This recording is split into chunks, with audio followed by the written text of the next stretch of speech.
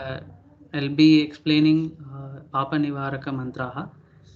These are a series of mantras to rid all sorts of papa or sins committed by oneself, their associated people, and the community as a whole.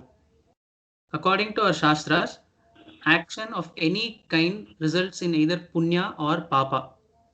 An act that is in accordance with dharma results in punya, while those that deviate from it results in papa.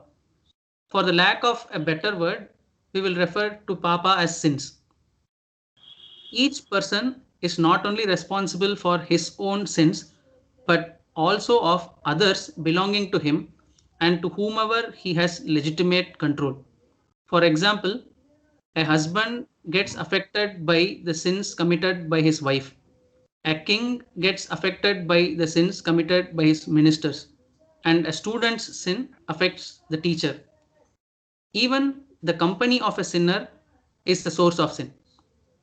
In Papa Nivaraka mantras, we perform oblations to Agni, consecrated fire, for the many different sins we have committed against others. They are enumerated as follows: sins committed against gods, men, ancestors, ourselves, others who we are associated with, and our relatives. Sins committed during the day and the night. Sins committed in dream and waking state. Sins committed in deep sleep and waking state. What sin can one commit in deep sleep? In deep sleep, we merge as one with the self. However, we are not aware of it. But how does one commit a sin in deep sleep? Imagine a night watchman who goes into deep sleep during his duty, which causes a burglary to happen. So, by his inaction, in fact, even in a state of being one with the self, the night watchman has still committed a sin by abandoning his duty. Thus, one could commit sins irrespective of whether sleeping or awake, conscious or unconscious. The waking state is mentioned twice because there is more possibility of committing sins in this state. Shruti emphasizes this significance by repeating it so that one does not miss it. Thus, we pray to relieve us of the sins committed consciously and unconsciously, and even the sins committed by being in contact with sinners. Of course, nobody wants to commit any sin, but somehow everyone does it.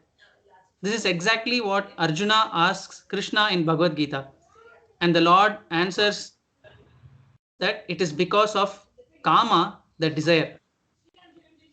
The ironic thing about any desire is that when gratified, it only grows, just like pouring ghee to fire. Much worse, when kama is unfulfilled, it turns itself into rage, manyu. Like a ball thrown against a wall, unsatisfied desire comes back to us in the form of anger and provokes us into committing sin. Thus, kama and manyu, the rage, the desire and the rage, go hand in hand. That is why, in the subsequent section, the wordings of Kamokarshit mantra and Manyurakarshit mantra are very similar. The real self is the unblemished Atma. For us to realize this, we explicitly say that it is Kama, desire, who did the act, not I. Desire is doing the act, not I, the self. Desire is the agent, not I. Desire causes the doer to act, not I. The same goes for anger or rage. This may sound like escapism when we put the blame on desire or rage, which gives us all the more reason to commit more sins. But this is not so.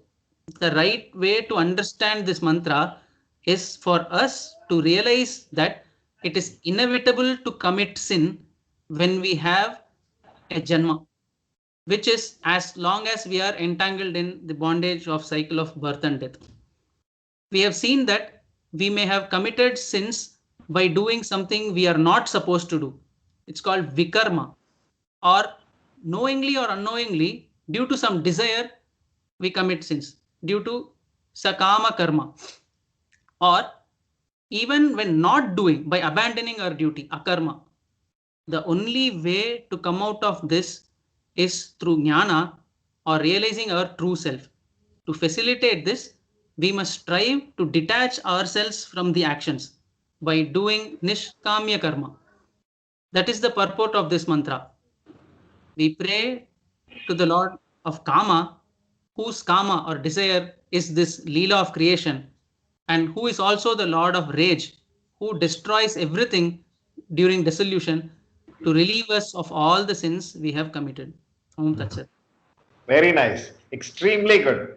Very, very, very well presented.